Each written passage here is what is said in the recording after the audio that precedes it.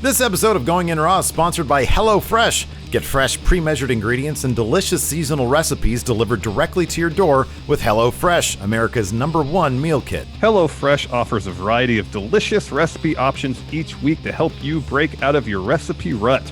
I love HelloFresh because I can stop worrying about planning meals and grocery shopping and just focus on making great meals and getting them on the table in about 30 minutes. So go to HelloFresh.com/80GoingInRaw and use code 80GoingInRaw to get a total of $80 off your first month, including free shipping on your first box. Additional restrictions apply. Please visit HelloFresh.com for more details. That's HelloFresh.com/80GoingInRaw and use code 80GoingInRaw to get a total of $80 off, including free shipping on your first box.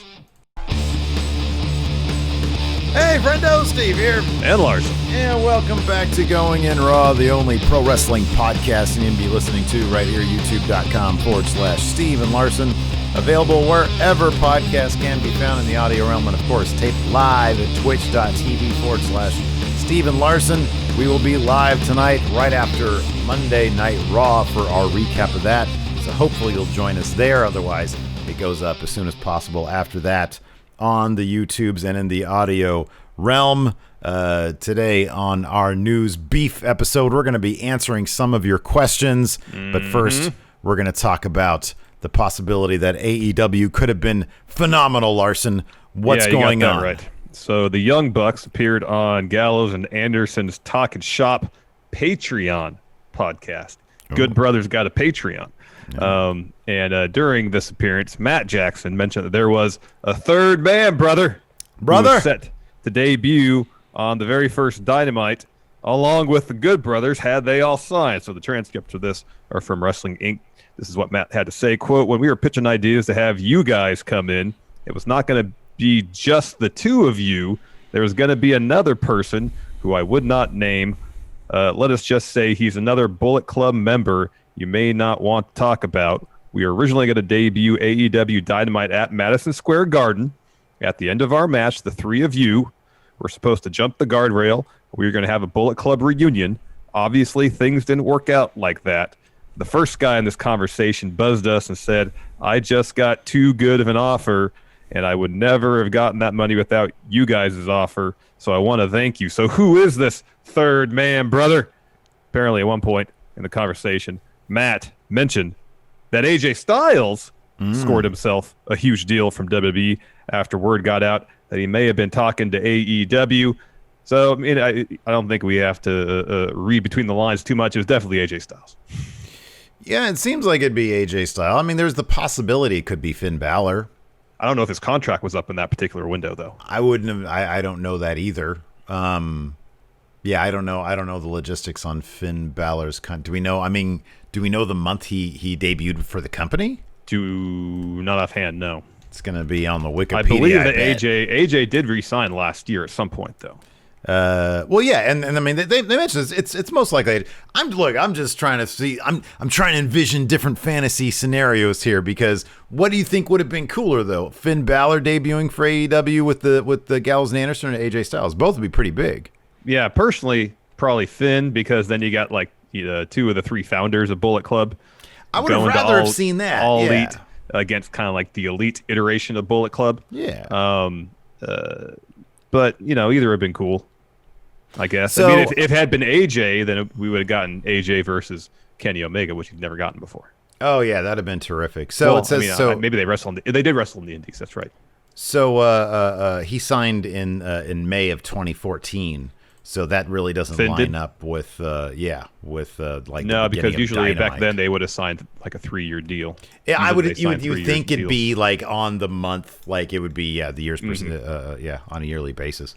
So that's kind of interesting. Yeah, I mean, it'd be kind of interesting if AEW had. I don't know if AEW would have ever. If like for somehow, some way, timeline shifted another year or so, I don't know if a company would be starting in the middle of a pandemic. but I mean, like right now. I think it's not the timeline of AEW's forming, if the timeline of AJ's contract coming up. Like if his contract was coming up right about now,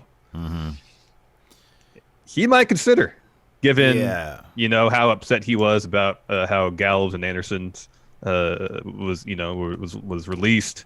Well, there's not just that, possible. dude. Look, there's one thing: money talks.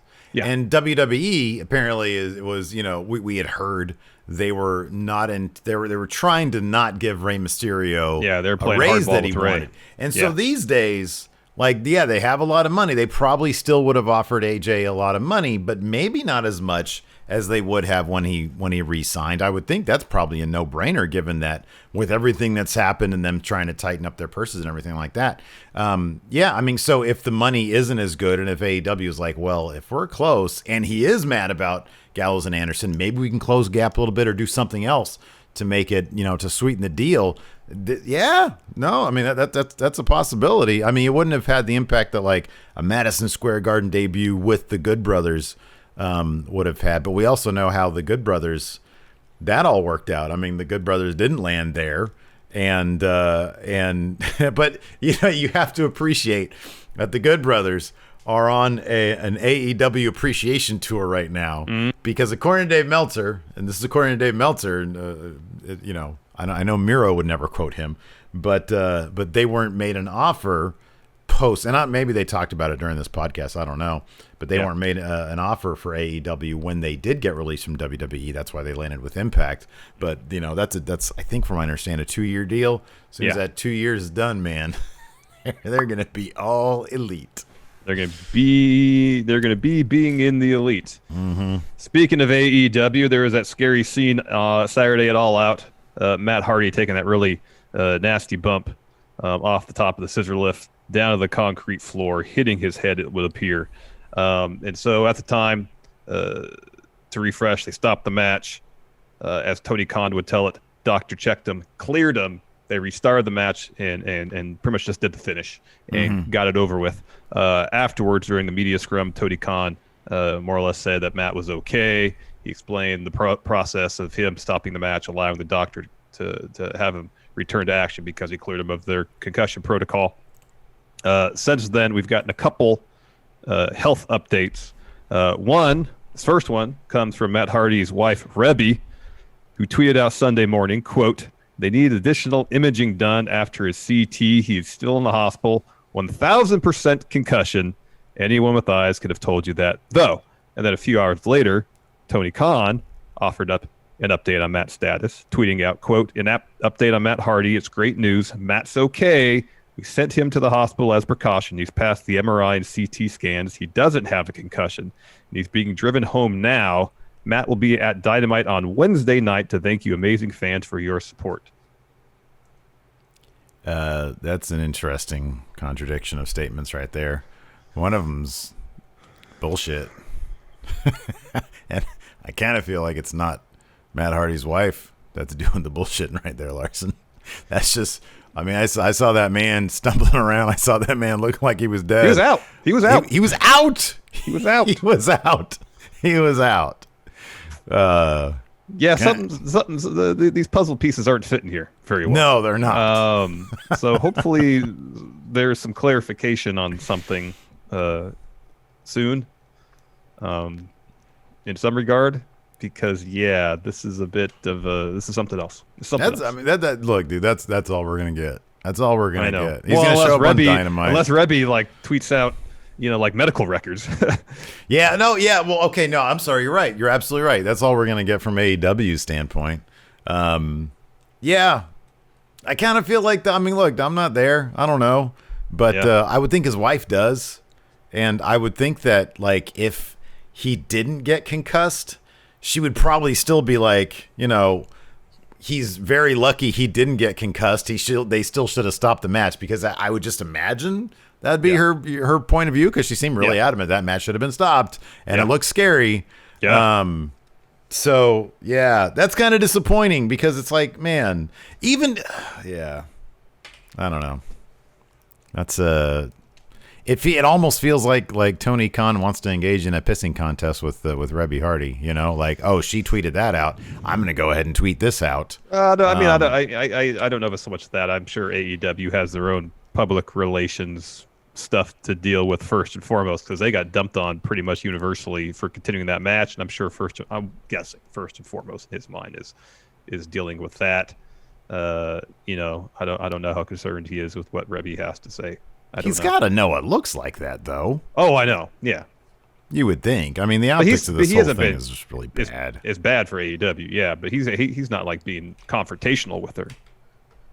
No, not directly. No, not directly. No, that'd be crazy if he was.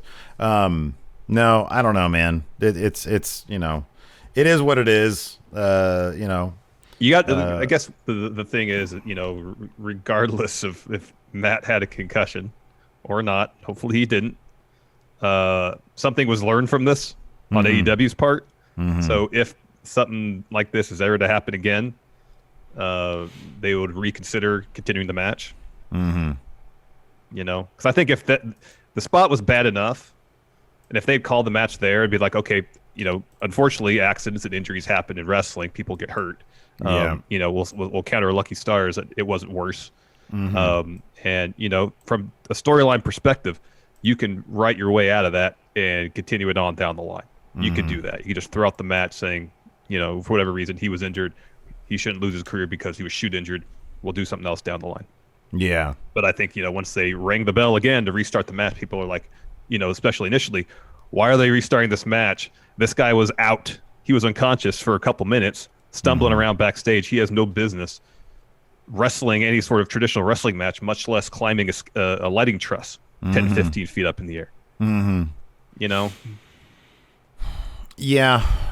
I mean, they definitely need to do better with that going forward. I mean, like I said before on the recap, like AEW fans, I would think, I mean, just your general wrestling fan these days, I mean, we can kind of agree that the casual fan, I'm not really sure how many casual fans there are. A lot of people, most of the people are pretty tuned into like what's going on. And I think everybody understands, look, these are, I mean, they should understand at this point they're performers and this isn't a real thing.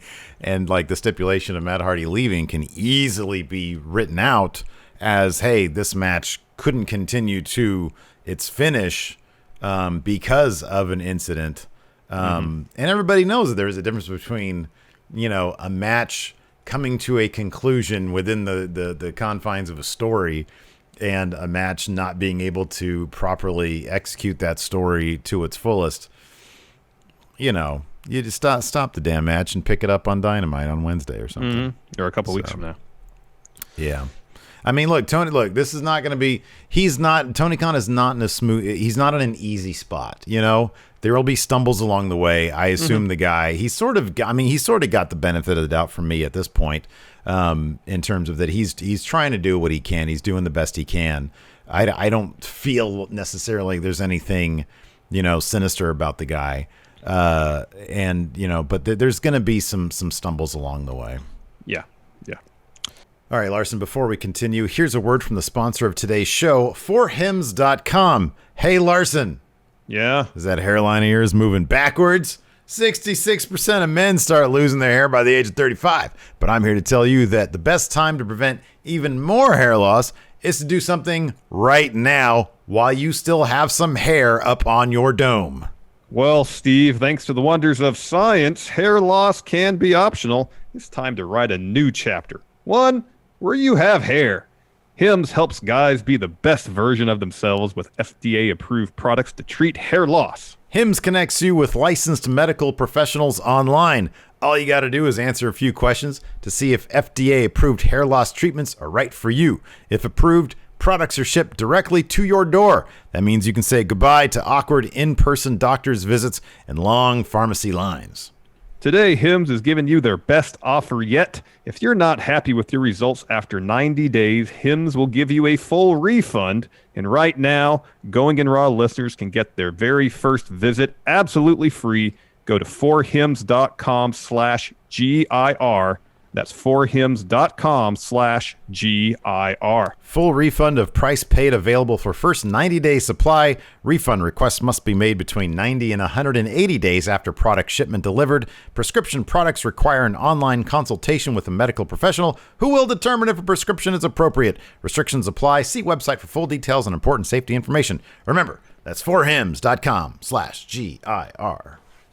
So on Friday's news brief, we talked about this new edict from Vince in relation to talents being in partnerships or utilizing, exploiting their fame, if you will, on third-party platforms to make money for themselves. So seemingly in an effort to clarify the reports that came out Friday, WWE issued a statement on the matter Saturday that really didn't add a whole lot of clarification whatsoever. Steve, you want to read this? Do you want me to take care of it? No, I'll do it. I got it right here. They say this. Much like, I wish I had like a robotic voice I can read this in. Much like Disney and Warner Brothers, WWE, much like Disney and Warner Brothers. Well, they can hope. Immediately, it starts out terribly. WWE creates, promotes, and invests in its intellectual property, i.e. the stage names of performers like The Fiend Bray Wyatt, Roman Reigns, Big E, and Braun Strowman. It is the control and exploitation of these characters that allow WWE to drive revenue, which in turn enables the company to compensate performers at the highest levels in the sports entertainment industry. Notwithstanding the contractual language, it is imperative for the success of our company to protect our greatest assets and establish partnerships with third parties on a company-wide basis rather than at the individual level, which as a result will provide more value for all involved. And some editorializing here. For all means Vince McMahon. Yes. Almost immediately, they continue. Almost immediately after. This is not. Oh, this is you. Is this you? Yes. Oh, that's no their quotations statement. there. Yeah, that was their statement. That was the end of the statement. Sorry, it's highlighted though in a weird gray thing. I know, here, it's because it's just I'm just like typing notes at a furious pace. Good, I like it. So yeah, this clarifies basically nothing. Apart from maybe, we had discussed this, I don't believe on News Brief Friday, but on the SmackDown Twitch pre-show Friday night before our SmackDown recap, you'd speculated that this new era of WWE that Vince mentioned in the letter he sent out was being something kind of like this, where they're going to start extending or reaching out to third parties, Twitch, Cameo, so on and so forth, and create their own partnerships. And you said with the hope that in the end of the day it would benefit the talents more than what they're getting out of it now. Yeah, I mean, I think it's my thing was this. If somebody had mentioned in our chat that Cameo takes 25%. So let's say Alexa Bliss is out there. No, I said that. You said that. Yeah, I looked it up. Okay, so you looked it up. Good job. Good job, chat user Larson. And _ Larson. So Alexa Bliss is out there charging $400 for her Cameo, which, if my math is sound, Larson, that means she gets $300. That's correct. She pockets that. So if the WWE comes in and they charge, let's say they charge $500, but instead of it being like a vertical video, you get a little bit more value out of it. She's in after her segment on SmackDown or something, she's still in character. She's still in dressed up like Alexa Bliss, and they whisk her off and they have like a proper nice TV camera. And for $500, you can get Alexa Bliss being able to say her name, give you your kid a proper birthday shout out or whatever they want. All right. And I don't know, let's say Alexa Bliss then gets even $350 of that. It's probably not the case. It's probably not the case. I don't see why Cameo would negotiate a deal which would see them make less money off the arrangement. You know what I mean? Because the only way they would make up for that is volume, but if the price point is higher, potential there for actually volume to decrease instead of increase, regardless of the increase in production value. So let's see here. So at 500, so if the price point is the same, or the percentage is the same, 20 or 75% of 500 is $375. Mm-hmm. Now, what's WWE's cut going to be? That's the question. Wait, you're saying they're still doing this through Cameo? Well, I'm saying if that's the thing, because what this says I would here think they do it. In the statement is the statement that says establish partners with third parties on a company-wide basis. So I'm just going by what this statement says. Yeah. That being WWE will reach some sort of agreement with Cameo where they will allow WWE performers as WWE performers to do personalized greetings. Yeah. So take WWE at their word, at least for the sake of discussion. So it's a deal between WWE and Cameo. So yeah, let's assume they charge more because everybody's going to take their cut. Yeah. So after the 25% for Cameo, because I don't see why they would take less. I would be shocked if WWE took less than half of what's left over. I know. That's the thing. They will take at least 25% themselves, if not more. Yeah. So let's say they take 25%. That's $281. Yeah. So it's $20 less per that goes in Alexa Bliss's pocket. Yeah. And then, like you said, probably with less volume. Although that might be offset by the higher production value. I don't know. I don't know. Well, okay, if not higher production value, I guarantee more exposure because WWE would start advertising the shit out of that. You have to account for that. You got to account for that, but you also got to account for things for people like there's something about the immediacy of going to Cameo and relating directly, through a platform to the person who's doing the Cameo for you. You put in your thing. You know that Alexa Bliss is going to read that. Okay, she gets her phones out. She does it, Yeah. Whereas you do it through WWE, there's probably going to be all sorts of hoops where someone goes up to Alexa Bliss, while she has to sit there before a show for 4 hours and just do a bunch of cameos. I feel like it's a different process. It's not as immediate where you feel like you're dealing directly, which you're not directly, but more so than through the WWE apparatus with a particular performer to get your personalized greeting. And I don't know if the user experience is vastly different, if people would be into it as much. I think there's a case to be made both ways, to be honest with you. I'll tell you why. When I was looking at the cameos, like, okay, and here's the thing. This would be for a unique user experience, i.e. one of our intros, right? Which obviously would not be the Cameo, like your average Cameo user. Although the joke that CM Punk made was something along the lines of, hey, Benjamin, it's your birthday, and this is so-and-so, this is Renee Young or whatever, right? So if it is like a kid's birthday, if that's the thing, then I think that the higher production value would be a bit better than somebody in their closet. When I was looking at it, I was like, hey, I wouldn't mind getting, for example, Kevin Owens to do a cameo for the intro to the Raw show, because we're both big Kevin Owens fans, and he's great. Yeah, absolutely. He's fantastic. They're all like vertical video in his backyard, and it's just, there's not a lot of energy to it. I would probably prefer to have, look, as I love our Big E intro, it's amazing. But would I prefer to have it in full gear with a WWE backdrop in horizontal video? Yeah, absolutely. Of course, it looks better for the show. When somebody clicks on our show, it would look like a WWE production. Absolutely, that's a no-brainer. So, like, I do think that there is a case to be made. I understand what you're saying, and yeah, the immediacy would be great. But also, if you look at production value on something, I'm sure people would love that too. It's like I'm getting my own custom little WWE TV show. I'm sure some people would care about that, but I don't know if everybody cares about that. We're so used, or I think a lot of people are just used to seeing, iPhone vertical video, that they're fine with it. And we don't know. I mean, we've seen WWE how they operate certain other aspects of their licensing arm, video games, merchandising. It's not as if it's a steady stream of successes there. So you bring these new licensing agreements with Cameo, with Twitch, in-house in WWE, into their management, into their bureaucracy.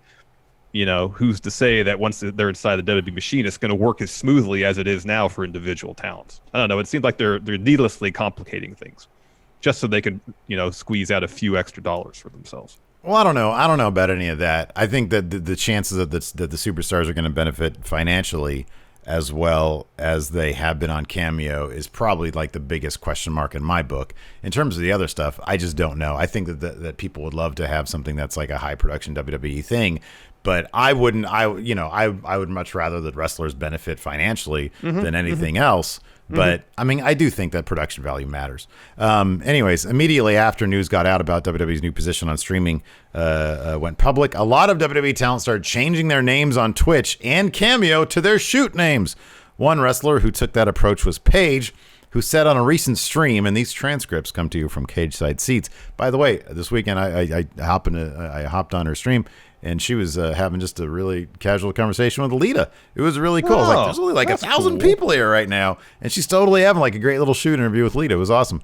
Anyway, she said this: just so you guys know, this is all going to be changed. It's going to be changed to Soraya Mania. Everything's going to be changed to Soraya, my real name. But we are not getting rid of our Twitch, you guys. We are here to stay. We are here to stay, you guys. We are not going anywhere. Twitch is our house. I'm the queen of Twitch, so I'm not. There is no chance in hell we are getting rid of my stream. We're here. We are here to stay. The people will follow Paige off a cliff, Larson. So I don't think she has much to worry about there. No. Xavier Woods also commented on Vince's edict during an appearance on New Legacy Inc. stream, saying the following. These transcripts also, Cage Side Seats, quote, "I don't have any answers. I have no answers. I have no idea what is going on. I think I'm fine. I think most people are fine, but we'll find out. I don't know. I'm not the person to ask. I wish I knew more, but I don't, unfortunately. We're going to stream as much as we can and for as long as we can. I'm just trying to build an audience so when I get my G4 gig, we have a built-in crew, keep my game name alive." Also, I gotta say, shout out to Sandra. She's the one in chat here that mentioned as far as WB bungling games and merchandise and stuff. Meant to mention that when I brought it up. So apologies, Sandra, for not mentioning it at the time. So Xavier Woods, he's been pretty upfront about his gaming endeavors as far as building a platform for himself to succeed after his wrestling career is over. And I believe Up, Up, Down, Down has been folded into WWE's corporate umbrella. I don't know. I mean, I guess by his answer here, I don't think his Twitch is the same thing. So I assume in that department, he's in, the same camp as everybody else as far as, I mean, it seems like it is based on his answer. People are, changing names away from their WWE work names to maybe their real names or some variation thereof in an effort to get around whatever Vince wants to do. But it doesn't really seem like anybody knows what Vince really wants to do. Adrian C. here in chat says Zelina and Alistair have also said they were told they were fine. They just have to use their shoot names now. Evidently, right. I mean, that seems to be, if somebody did ask that question, that might have gotten around, and that's why everybody was changing it to their shoot names. I mean, that was the one thing that the initial report was that WWE said that they owned their real names. Now, that was then contradicted in a Fightful report where Sean Ross Sapp said that several wrestlers told him, no, they never said that. That wasn't the Vince case. Never said that, yeah. Although WrestlingNomics posted Stephanie's performer contract, and there it says, like pretty much for the duration of the deal, WB, they essentially are licensing your real name. Oh my God! Wait, for Stephanie McMahon? Yeah, her talent contract. Yeah. I wonder if that would apply to people who they're going to use their. It could be because someone, I can't remember who it was, had a clip of John Cena, I think on Howard Stern or something years ago, where he said that WB, owns like the IP of his name. Of course, he wrestles under his real name. So maybe it's a situation if you wrestle under your shoot name, that's the case because they would need to do that to do merchandise and such. But it'd be interesting to see in a situation where someone wrestles under a stage name. I wonder if that's why. Well, I doubt that he did this knowing that this would be an issue, but like AJ Styles' Twitch is Styles Clash. But yeah, I wonder if like he'd have to change it from AJ Styles to Alan. Well, I think he owns. I would hope he owns the trademark to that name. He's licensing his name to WWE for merchandising itself. Yeah, but I wonder if there'd be an exclusivity clause for that license. That's Yeah. So yeah. I don't know. On Being the Elite, though, the Dark Order made reference to this. I actually watched the Dark Order. Hey, man, the Dark Order, they got a new viewer of Being the Elite because I watched the vast majority of it. And yeah, it was a pretty quick reference. It was post their All Out match. Brody was obviously pretty upset. He was looking for Colt Cabana. He was nowhere to be found. And then he looks at Uno, and Uno's on his phone, and he's like, "What are you doing?" He was like, "Oh, I'm just I'm on my phone right now. And he was like, no Twitch, no third-party affiliates. And he was like, well, it's just Instagram. And he's like, you can't do any of that. So it was funny. It was good stuff. That's pretty funny. It was more funny. Silver was just funny because they were they were trying to recruit Wardlow, and instead they ended up recruiting Sinbad, the comedian, via Cameo, and and that made Brody Lee pretty happy. That's pretty funny. That's pretty funny. That was good stuff. All right, Larson, before we continue, here's a word from our sponsor, HelloFresh. Get fresh, pre-measured ingredients and delicious seasonal recipes delivered directly to your door with HelloFresh, America's #1 meal kit. HelloFresh offers a variety of delicious recipe options to choose from each week, and they're all delivered right to your door. And not only is HelloFresh convenient, it helps save you money. You can save up to 40% by using HelloFresh versus grocery shopping, and the meals are all top-notch. With HelloFresh, you can stop worrying about planning meals and grocery shopping. Just focus on making great meals and getting them on the table in about 30 minutes. And there's something for everyone, including low-calorie, vegetarian, and kid-friendly recipes. I'm particularly fond of HelloFresh's meatloaf a la mom and beef bulgogi bowls. And every recipe I've done has been easy to follow and quick to make. Feeding the entire Larson family has never been easier, now with larger box sizes for more servings and more savings. So go to HelloFresh.com/80GoingInRaw and use code 80GoingInRaw to get a total of $80 off your first month, including free shipping on your first box. Additional restrictions apply. Please visit HelloFresh.com for more details. That's HelloFresh.com/80GoingInRaw and use code 80GoingInRaw to get a total of $80 off, including free shipping on your first box. So there's a Raw on tonight. I have no idea what's going to happen on it because on WWE.com, the only bit of Raw preview is, can anyone stop Randy Orton this Monday on Raw? That's it. That's the only preview they have up there. Yeah, so Monday on Raw. I mean, if he fought Keith Lee, I would imagine so, because Keith Lee already beat him at Payback. Yeah, Keith Lee has already stopped him. Yeah, but not on this Monday's Raw, because that hasn't happened yet. That's true. If I'm not mistaken. Unless you guys are watching this after Raw, which would be weird. Anyways, let's take some questions. Larson, yeah, what do you let's do that. say? I'll get the question. Oh, wrong thing. Question thread up. Nope, wrong again. There we go. Let's get these questions up. If I can learn how to use the Twitter machine. Here we go. Patrick Sparks, B-Man. Vince signs up for Twitch and TikTok. What does he put out for content? It's all snow cone stuff. He loves snow cones. Oh, so it is a hobby thing of his now. It's not like behind the scenes WWE. No, he fully embraces it. Wow. I think that he'd do like little videos of him at the gorilla position. He probably would have protected the business more than that. Yeah, I gotta protect the business. Tim, if you could get skybox seats for any wrestling event, what would it be? Past or present? Sure. Of any event in history. Skybox seat. I mean, I would prefer front row. Does it have to be skybox? Well, that's the basis of the question, so yes. What's your answer? I was trying to think of some event that would be cool to witness, but this completely breaks down the chaos. So at least if you're in the skybox, you may not be like in the thick of it. Okay, what's an event that... For example, like Bash the Beach 96, when the NWO debut, you think, hey, that'd be cool to be front row. Then you remember all the trash that was thrown in the ring. And if you're sitting front row, you're probably getting pelted You with might get soda on you. You leave all half-eaten hot sticky. dogs, popcorn. I don't want to deal with that. Put me up in the skybox so I can see it all without getting trash thrown on me. Mm-hmm. That's good. That's a good one. I was thinking like, is there like an ECW show? Like the XPW show that we went to where we swore off XPW forever. Yeah. We were too close. We almost saw a guy die. And we weren't even that close. We were like 8 rows back. We weren't that far away. We were pretty far away. I thought we were like 3rd row or 4th row. No. We weren't that close. Oh, wow. In my mind, it's like he's maybe right in 6. front of me. Maybe, we were on the floor at maybe 6, at most 6 rows. In my mind, he's running. Supreme is running towards me on fire. It was completely opposite side of where we were sitting to. My memory is terrible. Oh, I'll never forget that. Never. It's been burned into your memory. Never. Let's see here. Mikey Omega has a two-parter. One has to do with fast food, so I'm going to keep it in here.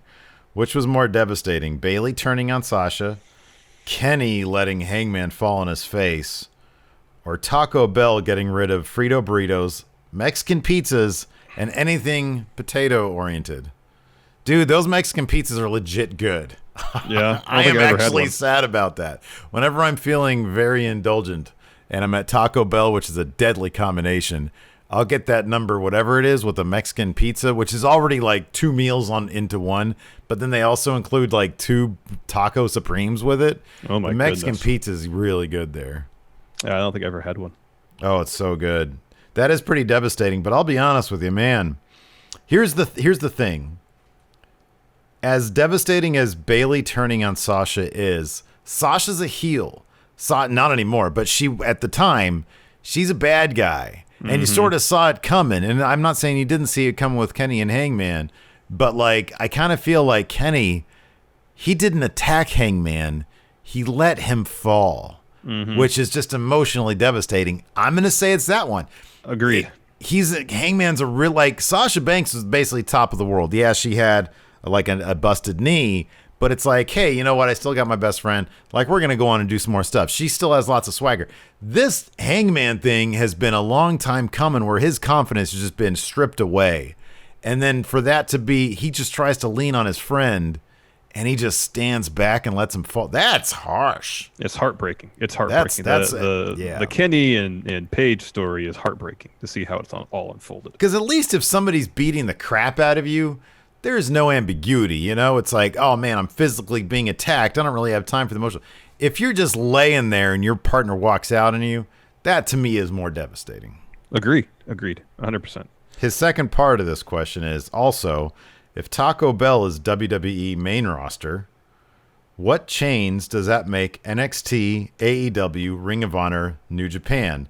He claims that Del Taco is AEW because he's a huge mark for AEW. Del Taco is fine as fast food.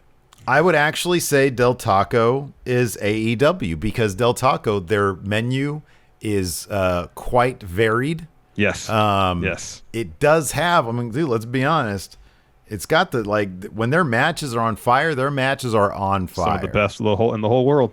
I'll say Del Taco's AEW. I'm cool with that. Taco Bell is... Isn't Pizza Hut like owned by the same company as Taco Bell? So shouldn't NXT be Pizza Hut? Well, you're talking about corporate structure right now. Yeah, but that would be consistent with main roster and NXT. So Raw is McDonald's. Well, he said Yeah, Taco Bell is WWE main roster. Okay, yeah, Raw is McDonald's because that's the institution. Yeah, Raw is McDonald's. Let's just go with. Oh man, my camera faded. It died. There we go. Yeah, I mean, look. Let's just give each brand a fast food. So Okay, yeah, so, Raw is McDonald's. So if that's the case, SmackDown's probably Burger King then, because that's the relative upstart. It's been hit or miss throughout the years. Really?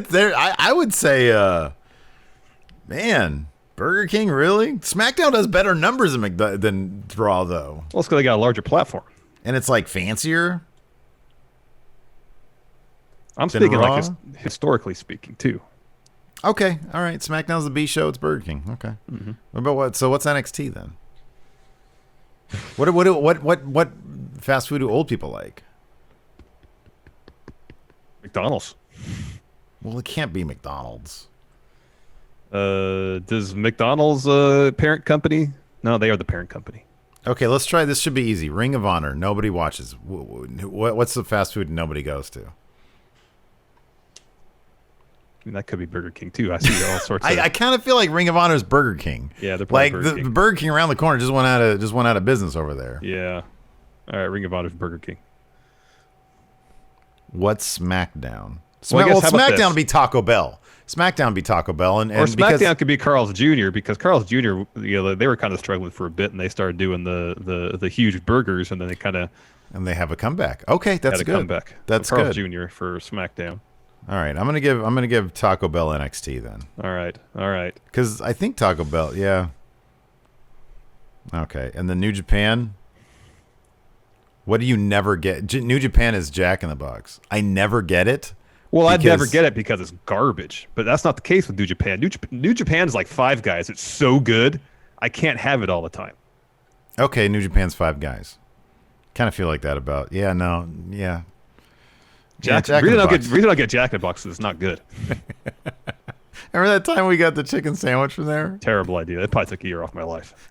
4 patties on it. Terrible idea. That was horrible. Yeah. It was Fear and Loathing. If Cameo and WWE did work out a deal, do you think WWE would let their performers shout out stuff like wrestling podcasts, the way Big E did for years? Here's the thing. Probably not. I would think not. No. Like, the only way we were ever able to get those things, because here's the thing. Prior to, like, a couple of years ago, we had friendos approach certain wrestlers, and wrestlers by and large had the same line. No, we can't, because WWE won't let us. If it's not a properly vetted show, which the only reason we were able to get the intros we got is because we had a relationship with 2K Games at the time, and they, as you guys know, if you've seen our stuff, they brought us out to do interviews and stuff. And we'd always make sure, let's get these intros. I would imagine to revert to the way it was before. Yeah, I think so too. Jason Lewis. Vince decides WWE is making their own versions of TikTok and Twitch for their performers. What does he call them? Well, Tout would come back. Tout would be Cameo, probably. Tout's got such a, yeah. He brought back the XFL. He likes trying to right the wrongs of his past, huh? Mm-hmm. It'll be Twitch. It's a live streaming, primarily gaming platform. Maybe he'll buy a mixer from Microsoft. Yeah, that's good. Then that's AJ good. will be all about it. AJ will be all about it. Let's see here. Anthony Tobias, do you see AEW and NWA working together more? And who would you like to see challenge for the 10 pounds of gold? Hope your birthday was a blast, Steve. Thank you. I would not be shocked if they did work together more. Thunder Rosa had like a really spectacular really match. great showing. So yeah, it would not shock me at all if they kept on doing that. I'd love to see. Who should challenge for the 10 pounds of gold against Nick Aldis? Who could you send, eat a loss from Aldis, and you'd be solid. You'd be okay. But still in loss, potentially up their own stock in a really good match. But also, I'll say this name. Sean Spears. Oh, he's too small of a name. You got to send somebody a bit better than that. Well, let me finish. Build him up a bit more in AEW. He's got the glove thing. He's got Tully and his manager. It's a very old school gimmick he's got going there. It'd fit right in with NWA. Oh, here's a good name. Scorpio Sky. That's a good name. I'd do that. Yeah, but he shouldn't lose that match. It's Nick Aldis. It's the NWA title. He could lose that match. He could lose that match. He lost the TNT match, man. Yeah, he shouldn't have lost that one either. Okay.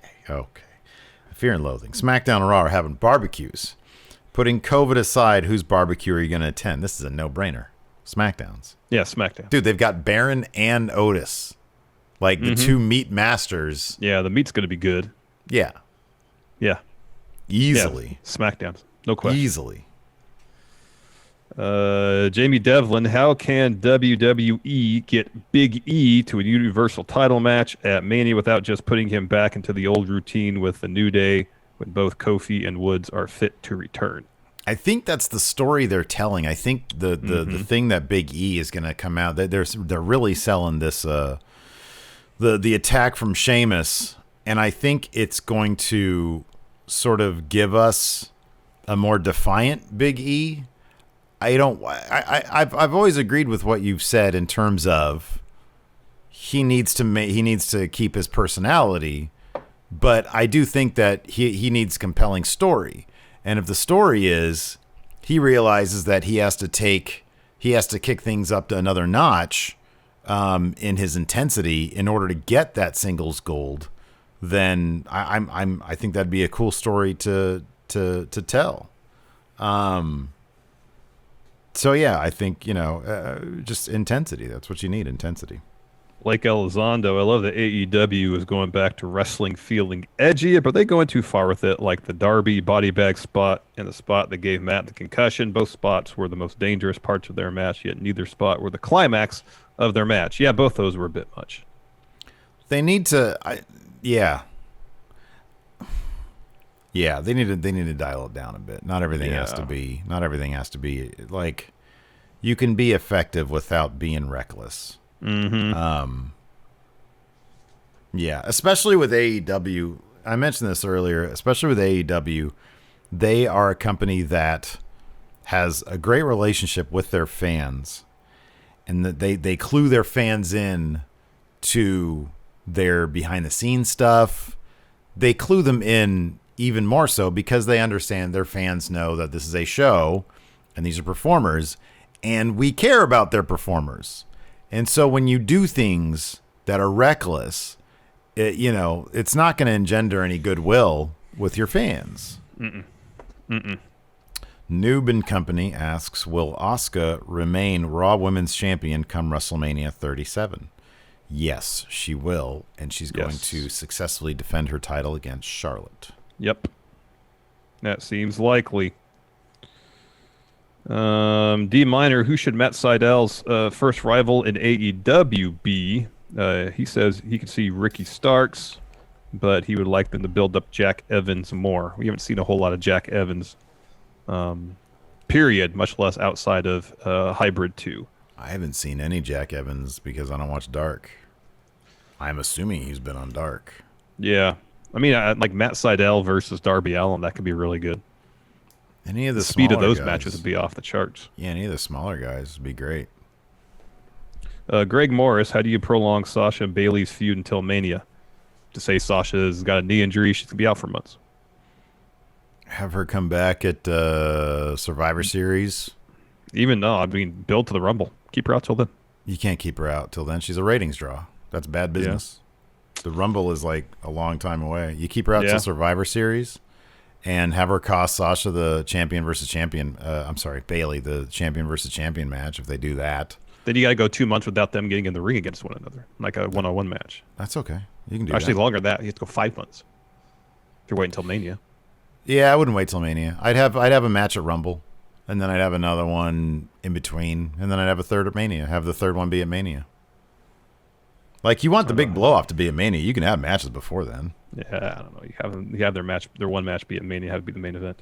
You only have one match between the two of them? Yeah, just make it one spectacular match at Mania. Main event. Nah, you can't do that. Dude, you gotta milk this for all the matches you can. They didn't have just one match when they did their stuff in NXT. Yeah, I know. They had 2. Let's see here. Nick, with Night of Champions, Clash of Champions coming up. I keep on calling it Night of Champions too. Which champion or champions are likely to lose their titles or title? Who will Asuka still be champion by Survivor Series? Yeah, Asuka will be champion until WrestleMania, where she will successfully defend her title against Charlotte. Maybe Drew if they decide they want to put on Orton, but that doesn't seem to be a certainty.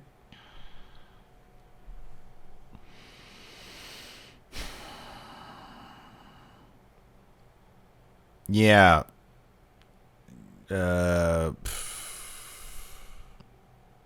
Yeah, I'd be actually kind of surprised if Drew McIntyre got punted 3 times and then dropped his title at Clash of Champions. I agree with your fantasy booking on. Didn't you call for Edge Orton for the WWE title at Mania? Mania 37. I think I read about that. Oh, you that read was the plan, but I didn't. I don't think that match needs the championships. I always thought it would be a situation where Randy would win it, and then Drew would get his rematch, either I guess at the Rumble, and then Edge would return then and cost Randy that match. I think that's a potential killer match if you put the title on the line, because they just did 2 matches without the title. Put the title on them. Let's see here. When is Hell in a Cell? I don't think it's on Nick the calendar. Says, are we heading to a Bayley versus Sasha Hell in a Cell match? Now, here's one thing I'll agree with. If they do Hell in a Cell, you need to have that be the only, like, don't put that at a Hell in a Cell pay-per-view where there's 5 other Hell in a Cell matches. That needs to be a special thing. So I guess it's tentatively scheduled for November 1st. This is according to Wikipedia, but until they officially announce it, who knows? It's tentatively scheduled for what? November 1st. Oh, really? Okay. So about 2 months. Yeah. Yeah, do that. Do that. Have a killer match there. Have a killer match at the Rumble. Have a killer match at WrestleMania. And then you're good. Let's see here.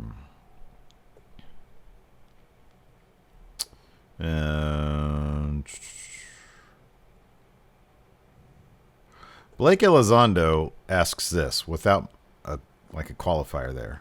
Doesn't it make it worse if Hardy was cleared by their doctor and their concussion test? I don't know the ins and outs of that kind of stuff. Like, if it's possible for them to have conducted a thorough enough concussion test in the few minutes between us seeing Matt Hardy saying, "You will be deleted," and then they cut to commentary. They cut to Sammy walking up the thing. They cut to commentary, and then like minutes later, they go back to this. I didn't time it, but it felt like a matter of 2 or 3 minutes. At most. It was really quick. At most, it was like 5, right? It felt really quick. So,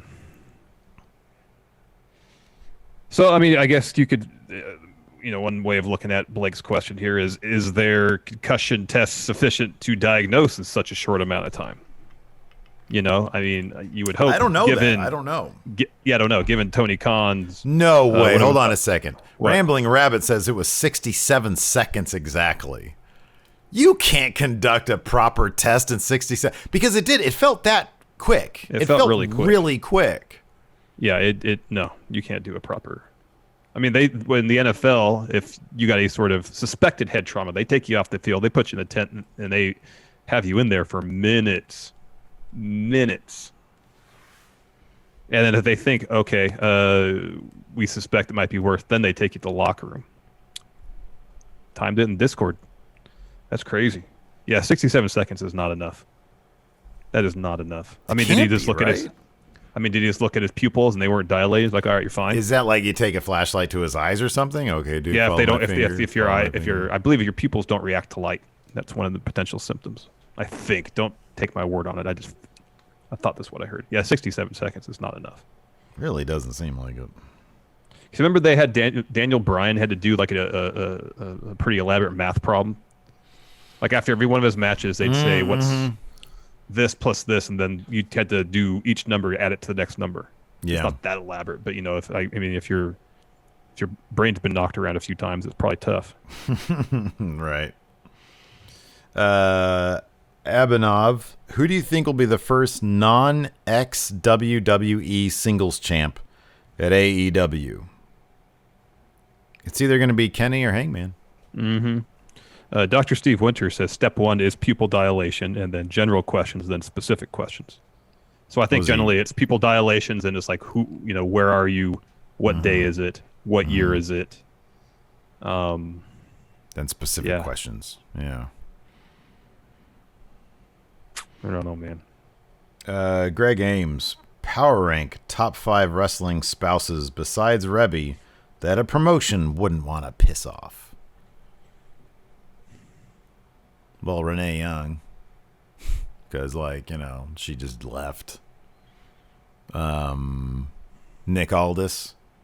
You don't want to make him mad. Although, yeah, I don't know. Just trying to think of any other wrestling spouses, to be honest with you. Yeah, I have a hard time thinking of some too. I don't know. Let's see here. Nast says Bray Wyatt decides to run for president. Move into the Firefly White House. What cabinet positions would the various members of the former Funhouse have? Rambling Rabbit. He gets killed a lot. He seems to be like sort of the guy who wants to spill the beans on the inside stuff. He has all the inside dirt, so he should be like head of the CIA. Oh, okay. All right.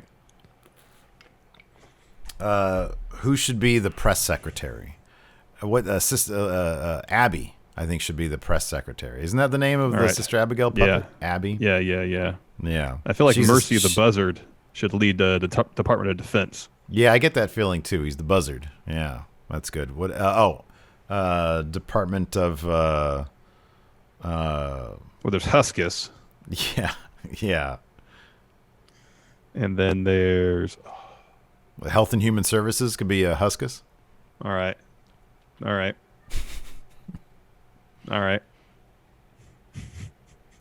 Isn't there one more? We're missing something. Yeah. Right? Mercy, Abby, Rambling Rabbit, Huskus. Which one are we missing? Is that it? What about Vince? Oh, yeah. Treasury Secretary. There you go. Small Business Administration. Small Business Administration. Let's see here. Good question. Stuart Lee. New Jack's trash can was full of weapons. What's in the going in Raw trash can that you would bring to the ring? Friendo Club shirts. We can sell the merch on the spot. Masks too, given the time we're living in. Oh yeah, Friendo Club masks. Yeah, that's right. I mean, if we're coming out to wrestle, Mayhem did it. I bring a gun, put a gun in the garbage can. Make sure that H title doesn't come off. I'll one up you. Okay. I'll one up you. That's what we'll do. So we'll get our Friendo Market store open. People buy a shirt, T-shirt gun to shoot it. You buy good. a shirt. You tell us where you're sitting in the venue. Yeah, I like that T-shirt better. gun. I like that better because if somebody's like trying to take advantage of Simon Miller while he's out there defending the H title, T-shirt gun. T-shirt gun. Ref is like, whoa, that's a fun. No, we're trying to give his opponent a T-shirt. Yeah, you can see we have his order receipt right here. FriendoMarket.com. 20% off. All out coupon code. Tim Morris wants us to look into the future. In the year 2025. Do you think NXT UK will still be a thing in 5 years? He says it doesn't seem to have been the success WWE were hoping it would be. I have accounted it. I think it has been a success. I think up until like COVID happened, I think that it was doing pretty well. It's always done pretty well in the network ratings, and I think it did pretty good. Like, because doesn't it air like a normal TV over there or something? Oh, maybe. Or am I tripping? I thought they have a deal over there. I think from what I've heard, it has been a success over there. Yeah, no, I think it has been. I mean, I think if you were expecting something on the level of NXT, then I don't think those were WWE's expectations. They were hoping for NXT for NXT, not a second NXT. I think it'll probably still be a thing in 5 years. I could see that happening. Yeah. Let's see here. Nate Shy. For all the speculated draft coming up this fall, what women should be drafted from all three brands, and what would your ideal divisions look like? Well, with Shayna and Nia pulling double duty as the tag champions, you need to shore up the division on Raw. I don't know who is like the mystery person on SmackDown with the heels. You and I speculate it's either going to be Chelsea Green, Vanessa Bourne, or maybe a repackaged Carmella. So if it's not, I would have said send Carmella over to Raw. Although I don't know if they want to do that because Corey's on SmackDown and they're together. Yeah, that's not gonna happen. So yeah, I don't know. You don't know either. You don't have any ideas on that? I mean, to sit here and go through the entire women's roster on all three brands and try to reorganize them. Well, I'm not saying just do trying that. to think in I'm my just head. saying like a couple of swaps here and there. A couple of moves. Yeah. A couple people had the idea of in the draft have Sasha be drafted by Raw, and that's how you could split her and Bayley up until Sasha wins the Rumble and then challenges Bayley. Yeah, you could do that. That'd be something to do. I mean, she was just Raw Women's Champion. Shouldn't she be a Raw superstar anyways? Technically, they're on SmackDown. I mean, at that point, if you're the Raw Women's Champion, shouldn't your brand then change to Raw? I guess so long as you're Raw Women's Champion, maybe. But she's not Raw. I mean, they're never clear about that stuff. No, the brand split's more of a suggestion than a hard and fast rule.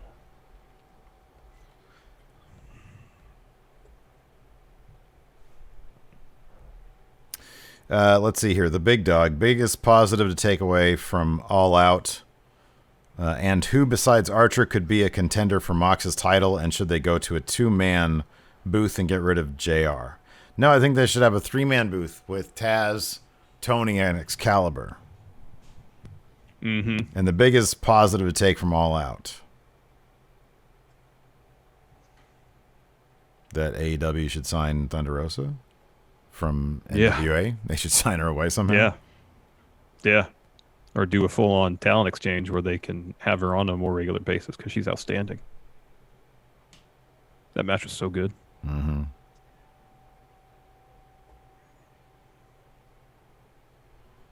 And then we have one more. Panda Police Club. Since the tag team division in WWE is rather poor, throw together 3 teams of 6 random superstars from either brand and give them a cool gimmick for each team. Well, I'm not going to do all that, but some people who... Well, it's not... Here's the thing. It's not necessarily their tag division is poor. It's that they're treated poor. They've got plenty of potential teams. I mean, they've got Cedric and Ricochet, which they don't do anything with. You could formalize MVP and Shelton Benjamin as a tag team. You could totally do that. Have them in the tag division. Yeah, you can have Ray and Dominic. You can have them be a tag team. Try to go after those titles, and that's already with War Raiders there, Street Profits there, Andrade and Angel Garza. There's plenty of good teams on Raw. Same with SmackDown. They just don't do anything with them. Yeah. Anyways, don't do anything. That's it for the show. Thanks everybody for tuning in. We appreciate it. Until next time, we'll talk to you later. Be a part of the best pro wrestling podcast today at patreon.com/Steve and Larson. Enjoy tons of bonus videos, including patron-only live shows, gameplay, and vintage 10 for the wins, access to podcast question threads, the Friendo Care Package, and so much more. Support Going In Raw today at patreon.com/Steve and Larson.